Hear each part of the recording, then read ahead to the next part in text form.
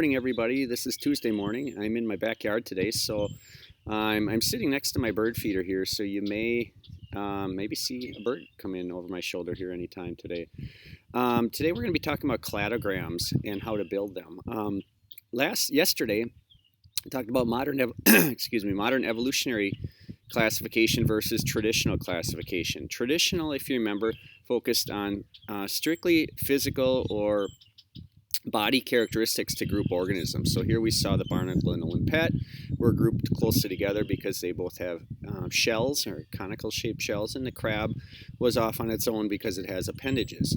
Cladograms, on the other hand, look at all characteristics, especially those that are known as derived characteristics. In other words, ones that came up, the organisms came up with recently. So molted exoskeleton and segmentation are two of these derived characters that the crab and the barnacle share. So we now put them more closely related, and the limpet is off on its own group. Today we're going to be talking about how to build a cladogram. A cladogram really is like a family tree. If you think about a family tree, it involves degrees of relationships between individuals. So here's kind of the basic part of it. This is called a splitting event right here, where we see this ancestral lineage splitting into two.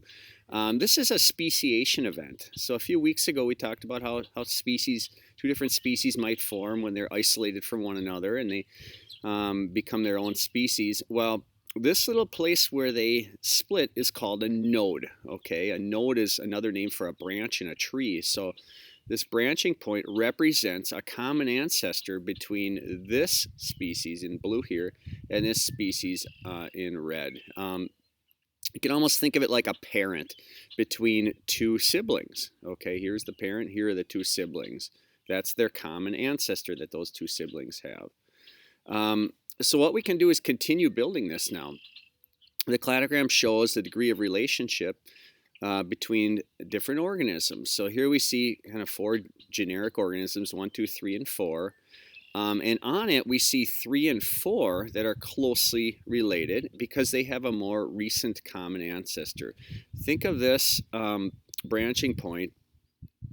We can think of it as time. So as we go down, we go further back in time. So here's a recent common ancestor between 3 and 4.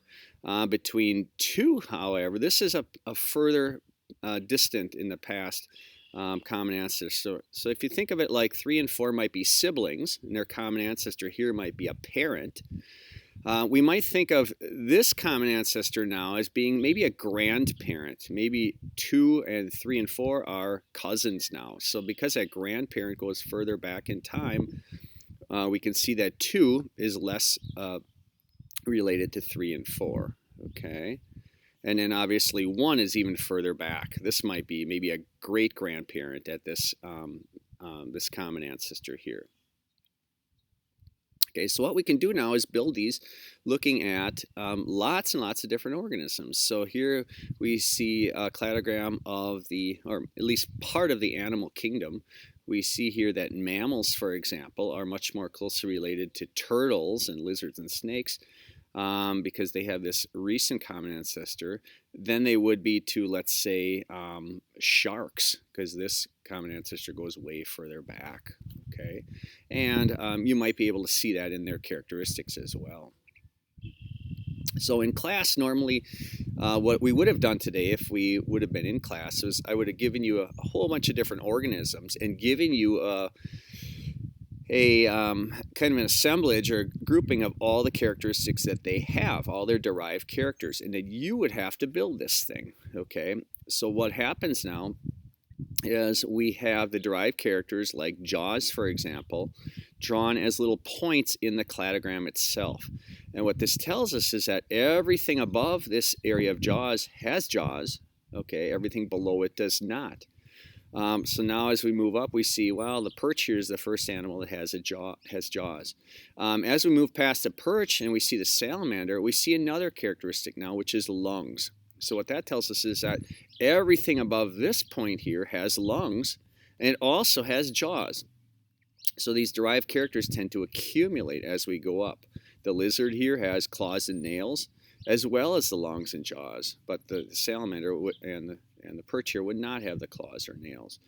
So this is how we would make one. So to practice this, I'm going to give you an assignment. I'll put it in Pearson Realize. It's called Interactivity Cladograms. And it has several slides, and I think there's 7 slides in it if I remember right. Be patient with it. I know Pearson Realize hasn't always been the most cooperative. I was using it this morning, and I think the 4th slide it said it was still loading, but just be patient with it.